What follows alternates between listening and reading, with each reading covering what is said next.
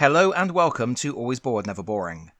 So, Games Workshop. Feels like it's been a while since I talked about them. And while it's true I haven't been particularly interested in much of what Games Workshop has been up to recently, their latest announcement for a new board game did catch my eye. That game is Darktide, the miniatures game. This is being pitched as a fast-paced miniatures game for up to 4 players that brings the frantic firefights of the Warhammer 40,000 Darktide video game to the tabletop. Admittedly, I've never played Darktide and don't know all that much about it, but I have heard good things. And the idea of a self-contained board game featuring a small group of heroes fighting together in a desperate situation against overwhelming odds does really sound like my sort of thing.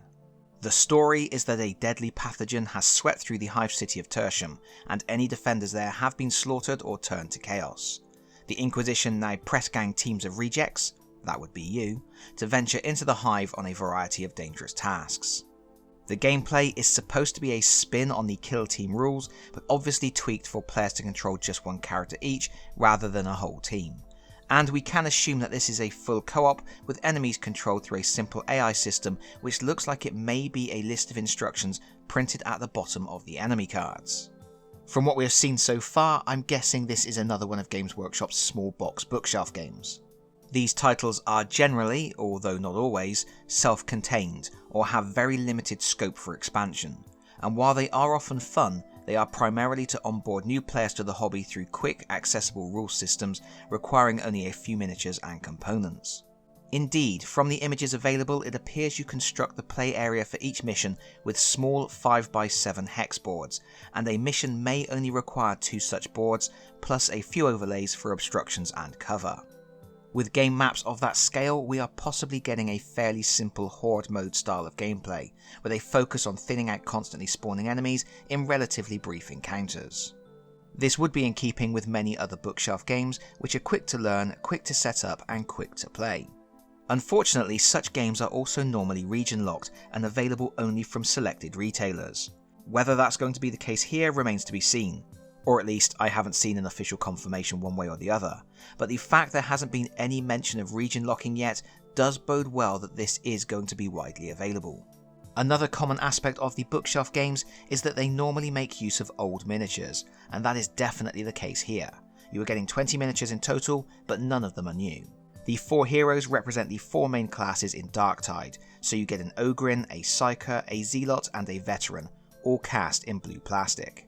The Ogrin miniature is from the multi-part Ogrin kit that has been around for quite some time now. Both the Zealot and the Psyker are from Blackstone Fortress. The Zealot was in the base game while the Psyker was from the Escalation expansion. Both of these miniatures have also appeared in previous bookshelf games. The Psyker, along with the rest of the Blackstone Fortress Escalation team, was in the first Combat Arena board game, while the Zealot, along with the rest of the Blackstone Fortress core game heroes, appeared in Combat Arena Lair of the Beast, along with the awesome dreaded Amble. Combat Arena, by the way, is a reskin of Gorechosen, a fantastic little game that I have reviewed on the channel previously. The final hero is an Imperial Guard veteran. As far as I can tell, this miniature is a multi-part figure from the Kill Team Kassakin set, although it may well have appeared in other sets previously. You will notice none of these miniatures look like the rejects featured on the Darktide cover art, which is a shame. As far as I'm aware, the Darktide video game allows for full character customization, so perhaps it is no great shakes that the board game does not feature new miniatures that more accurately represent the characters in the artwork.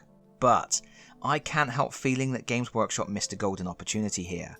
I am sure many people would have been much more interested in this title if it had included 4 new miniatures based on Darktide's poster children, rather than being best fit options from the existing range.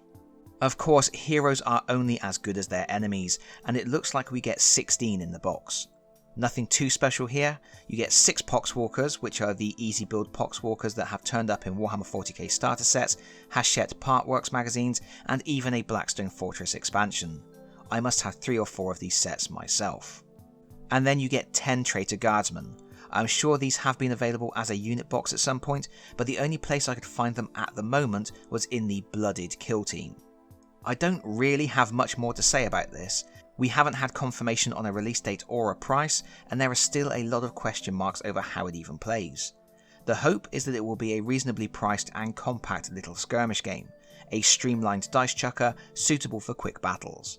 But it might be a boring slugfest with 4 heroes facing a steady onslaught of fairly generic bad guys in a war of attrition on small boards.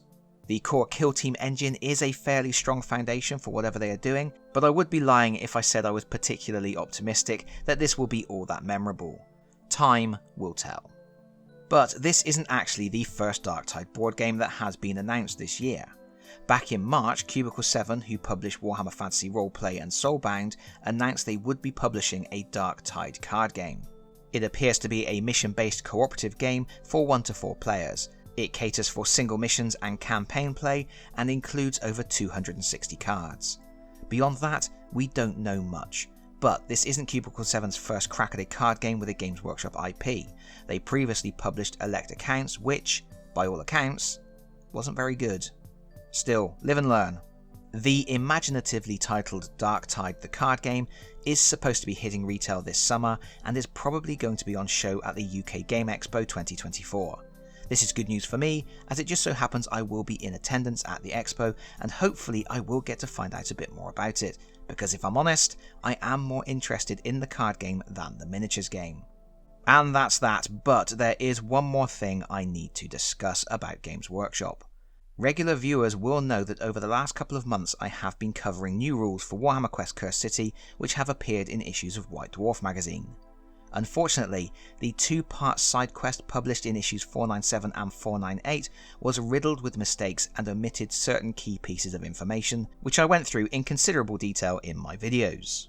I contacted Games Workshop customer service to see if we could get some Errata published, and they ignored me. But eventually Errata did appear. A few people online started reporting that they had been sent a PDF with corrections for the side quest. Not me though. It seems that anyone who contacted White Dwarf got the file, but I contacted customer services, so I got the cold shoulder. Knowing this, I did chase up the matter and eventually I did get a response and the document. But as of yet, Games Workshop still haven't published the information in an accessible public space, which means as of making this video, only people who contacted Games Workshop are getting the file. And that's a shame, because not only does it make the side quest playable, it also includes all of the hostile cards, making it possible to print them out without having to scan your copies of White Dwarf. Anyway, very quickly, for issue 497, Errata for Laying Siege confirms that doors can suffer 8 damage before they are destroyed and have no weapon actions or defense value. Errata for Our Enemies Sally Forth features a brand new map, which corrects the number of Crypt Haunter Courtiers to 1, shows the location of the mysterious objects, and corrects the starting location to represent the drop zone tile. Moving on to issue 498, the Errata for Retreat features a brand new map, which just corrects the starting area to be the drop zone tile, while the Errata for Besieged just clarifies that the hero should start on the spaces marked with H's. And then we get the missing rules for the Crypt Haunter Courtier. The absence of this hostile card was the biggest mistake across the 2 issues, and I'm happy to be able to share the details here. I'm not going to worry about going through all of the stats and special abilities for this new enemy type. They look fine though. I don't think they're doing anything particularly exciting. It is what it is. The fact there's a minor error on the For the King ability did make me smile though. Games Workshop do strive for consistency. And I guess that's all there is to say. Thank you so much for watching. If you like this video, please consider pressing the like button. If you really like this video, please consider subscribing if you don't already do so. And hopefully, I will see you all again very soon. Bye bye everyone. Bye bye.